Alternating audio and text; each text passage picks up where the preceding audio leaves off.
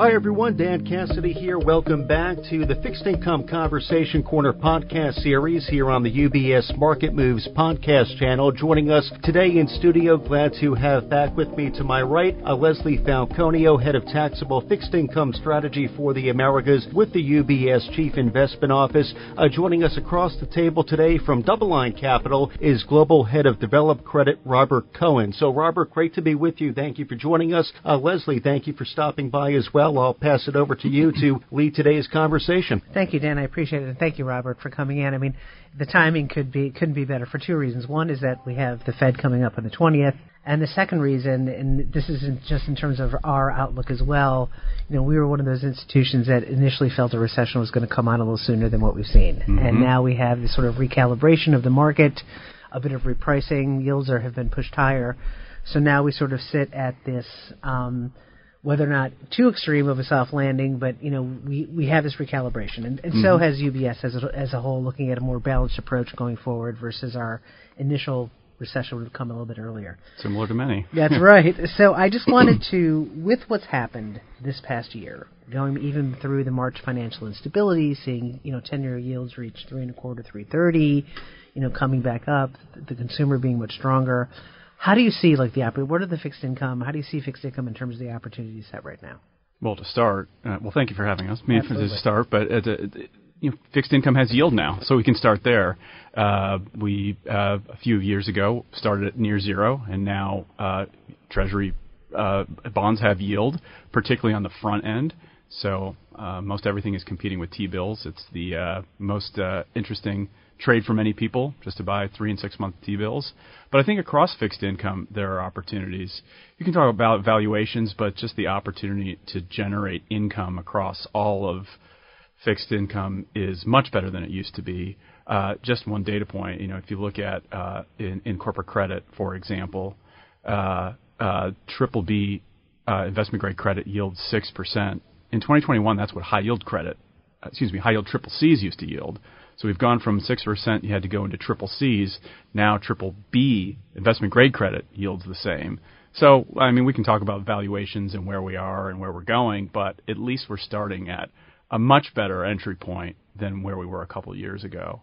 We're also in a different regime in terms of what borrowers are doing. So, all fixed income is people borrowing money, whether it's the government or corporations or individuals. And we're in generally a deleveraging mode because rates are high. People and companies are really only borrowing money because they need to.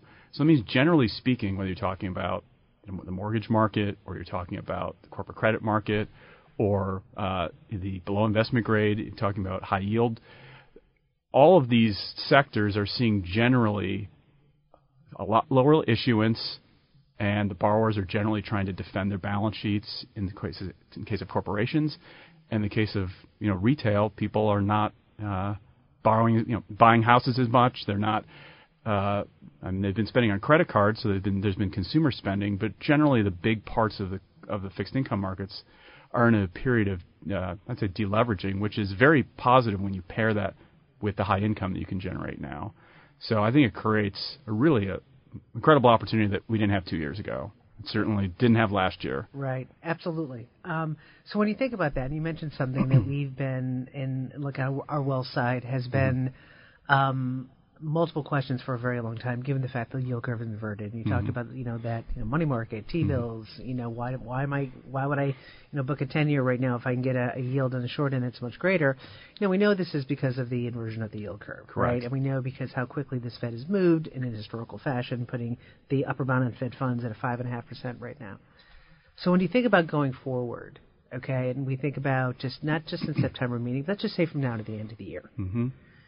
How do you see that sort of shift in sentiment or yield curve, if there is one, and how do you see the path of the Fed sort of, ensuing the next, next couple of months? We know in September we get a new summary of economic projections. Regardless of reality of those projections, it's median, but the market still moves on it. So how do you see that from now to the end of the year? What the Fed might do, and how might that impact short end rates? Well, we're here in September, so the end of the year isn't too long of a forecast. So I think I can hit that target. That would actually be very good, given this volatility. I think you have to start with the fact that inflation isn't licked. Inflation is coming down, but there are many indicators that would suggest that it might start popping back up again. There's, as we speak, a United Auto Worker a potential strike coming. There are many other sectors that are in strikes. You see labor, wages rising and creating inflationary pressures. CPI, partly driven by energy, is ticking up a little bit. So I don't think we're at the all clear yet on inflation. We know that the Fed thought that inflation was transitory. They turned out to be wrong.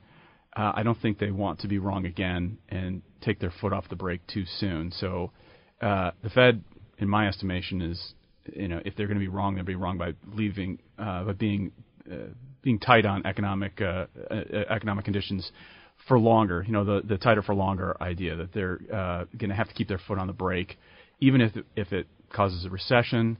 I think they have to err on that, and so that means maybe. Whether there's another hike or not, I don't know. I think they're going to be day dependent. We'll see how that goes. But the idea of quick cuts, that seems unlikely to me.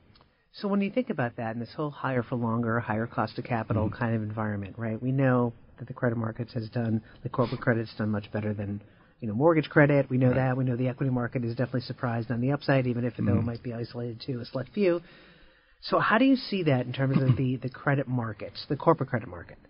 Going forward with this higher for longer, how might it, given the fact they've tightened so much, how might that impact your interest coverage, your, the supply that's out there, your access to capital overall? Because the public market, the markets are open right now, right? We've seen this issuance. Mm-hmm. There's no question, right? Everyone thought after the March financial instability you'd have this pullback, but we know lending standards are tightening. So how do you see that higher for longer path in terms of how it relates to corporate credit going forward in terms of the performance? I mean, one word I think about is dispersion. There's going to be winners and losers. In the previous environment we've lived in for 10 years where we had zero interest rates and liquidity pumped into the financial markets, everyone was a winner. So good companies, questionable companies, firms that shouldn't get capital, everyone was able to join the party. In an environment where the Fed is, Fed is hawkish, liquidity is being drained out of the markets. That means companies have to stand on their own 2 feet, and so the high-quality companies that have a reasonable balance sheet, that generate free cash flow, that can service their debt load, the capital markets will be open for them. But then the companies that are struggling, the ones that maybe shouldn't have had financing in the first place, they're going to get downgraded in the below investment grade space. Their defaults will go up. I think that's what we can expect. It's just happening much slower than everyone thought.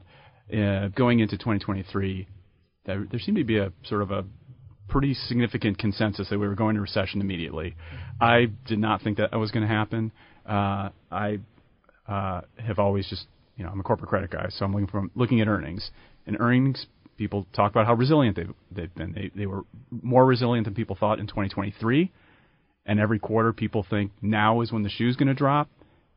Now we come into, in 2022, people thought the shoe was going to drop. 2023, the shoe hasn't dropped yet. Earnings have been very resilient, and that's why credit spreads have tightened so much, particularly triple Cs.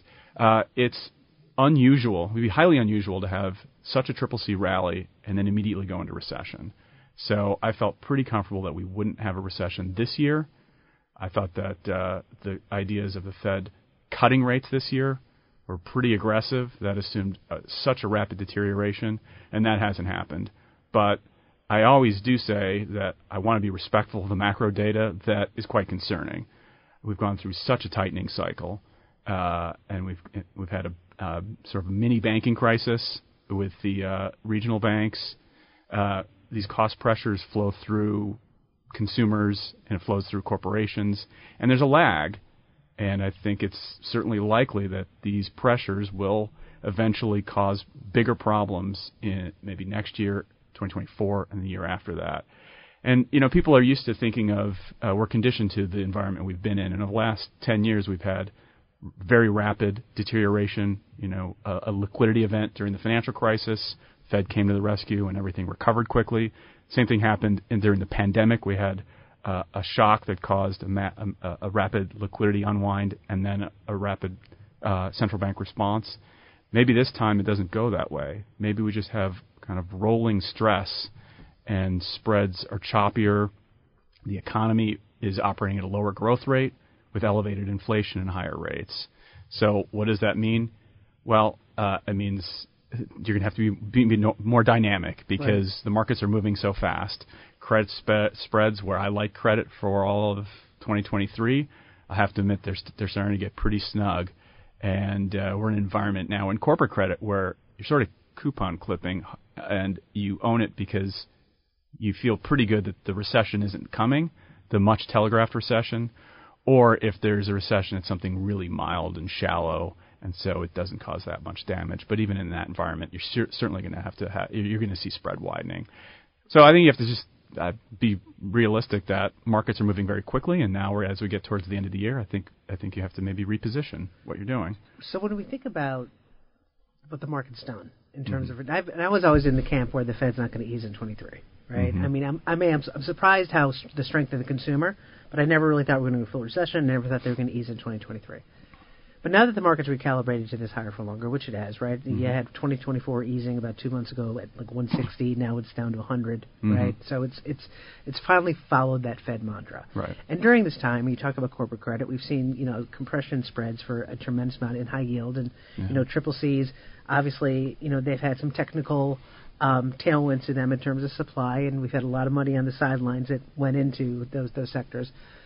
But given the fact that spreads are a bit tighter, the carry is very good, and we know for a longer-term driver for fixed income, it's not whether or not 10-year goes up or down 50, it's income compounding income that really gets that total return. But where we are today, okay, in terms of the outperformance that we've seen in some of this credit, we've got defaults going up a little bit. We know that even after the Fed pauses, defaults have a tendency to rise because there's a lag. Would you consider, at this stage of the cycle, locking in for longer?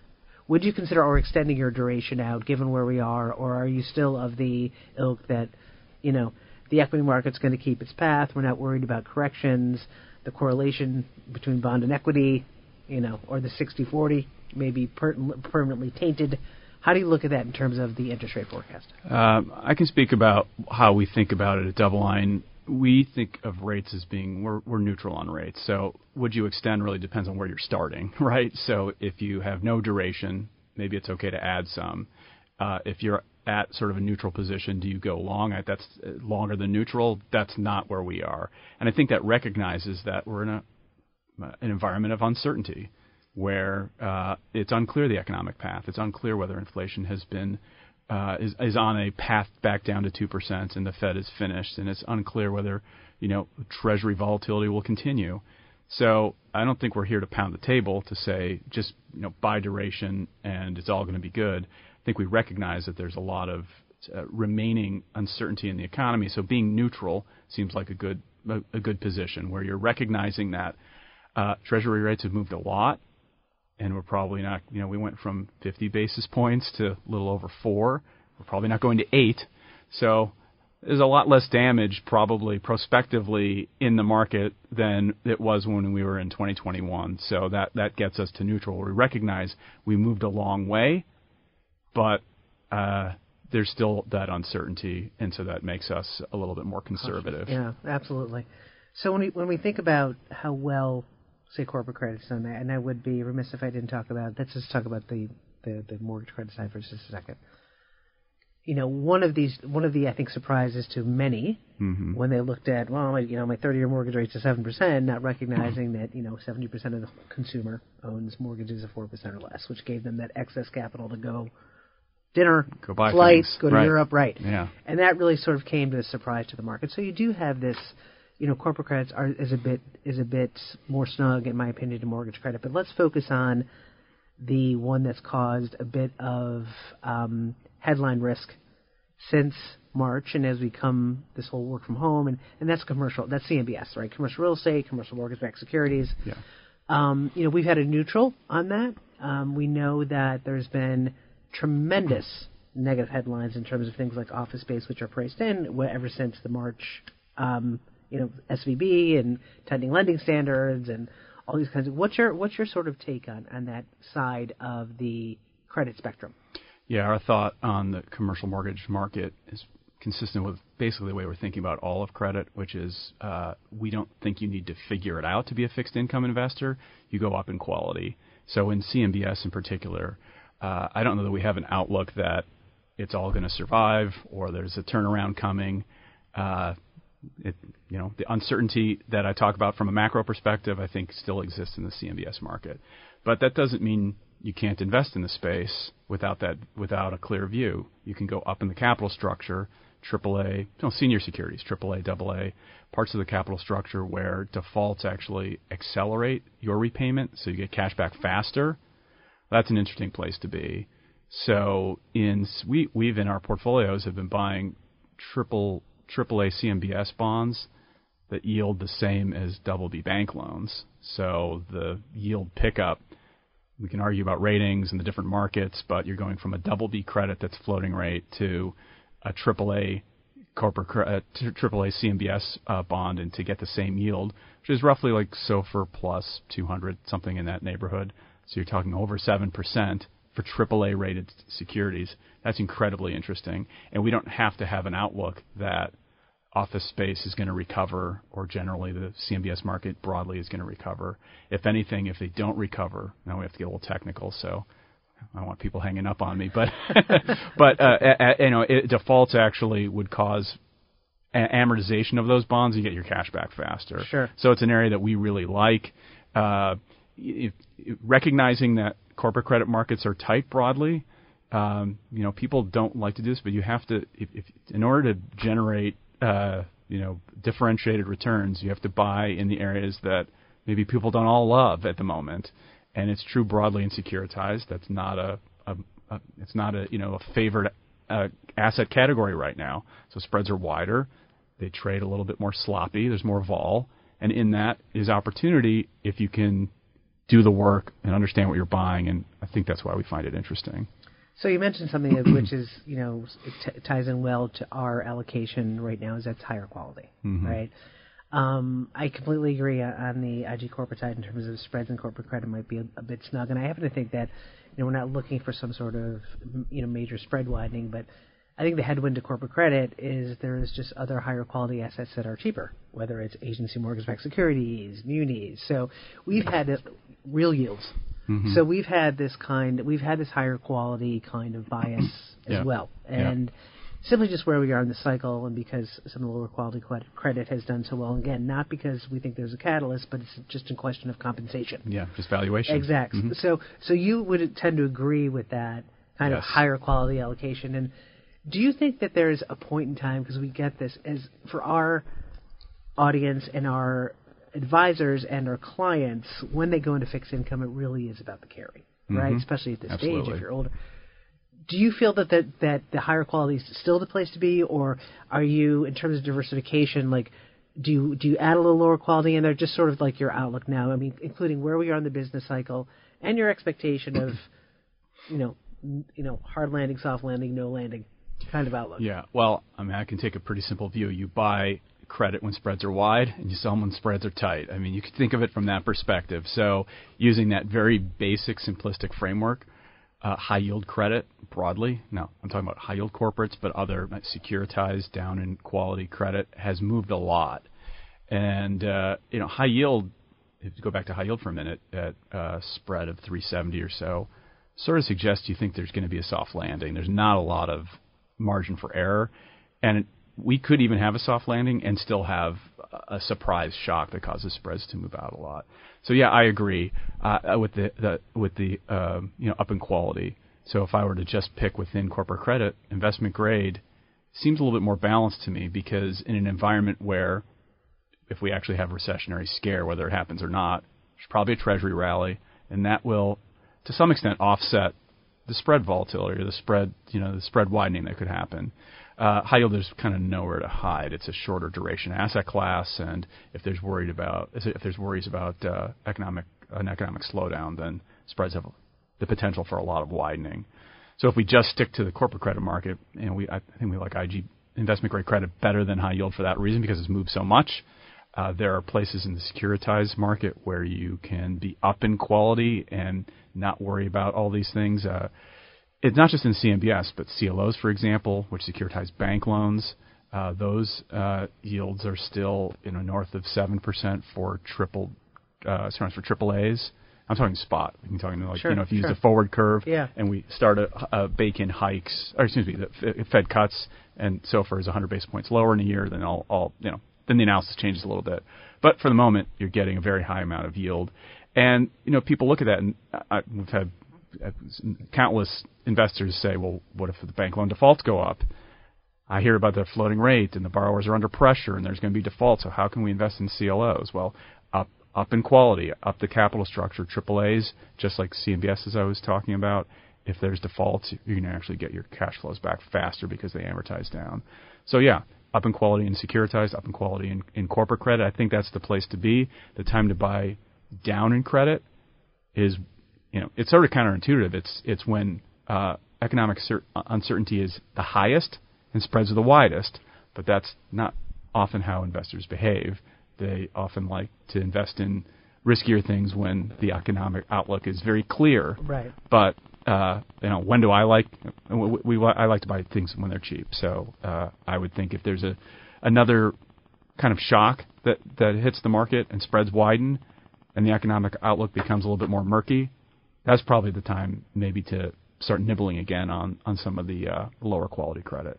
In terms of the investment grade corporate side, is there a position of the curve that you like? Do you like just the short end? Like, we're barbelled right now.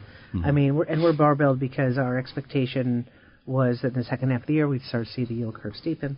Okay, and we still think that's the case, but remaining inverted. Mm-hmm. So we don't, we're not going to discount that carry you can get in the short end. So is there a place in the curve that you're going in? Is it just laddered all along? I mean, how do you sort of see the risk reward there or benefit in terms of relative value?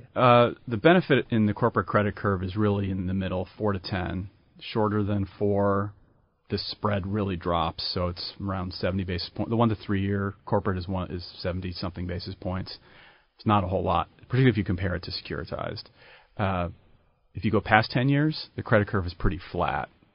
Some days it's actually inverted. So again, just a simple way to think about it. If you go longer duration, you're taking more credit risk. You should get compensated. You should have more spread broadly. Now, different composition. We can get into some nuance, but broadly speaking, that 4 to 10 years really what you're getting. The pickup in spread that's interesting, and then short and long is less attractive. Right. And as we sort of wrap up here, I do want to get your sort of final thoughts. In terms of, this has been great in terms of your positioning and what you think, but if you had to leave sort of our listeners with final thoughts, and that includes pockets of vulnerability potential, how do you see the next year playing out, or how are you currently best positioned, diversification to, potentially be prepared for headwinds that may occur, not just for U.S. central banks, but global central banks. What's happening? So I would really just love your final thoughts. Yeah, I think there's the theme of up in quality, stay safe right now, because whether it's equities or credit or other risk assets, it moved a lot. And I think now's maybe a time to wait for something else to happen. Don't dive in to risk assets broadly. So I think staying short, there's so much value on the short end of the curve.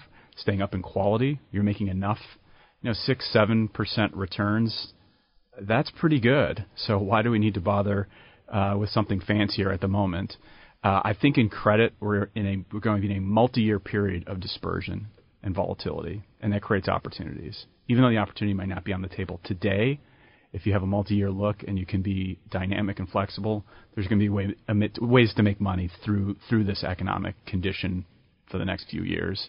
So that's the playbook. Safe now and just be dynamic when the opportunities present themselves. Yeah, well, listen, Robert, I thank you so much, and this has been a great conversation, and at a timing that, as we hit this crossroads, is just a very important one as well. So I do really thank you for your time in terms of coming on, and I'm sure our advisors and our clients are going to appreciate your thoughts. So thanks again. Yeah. Thank you for having me. Absolutely.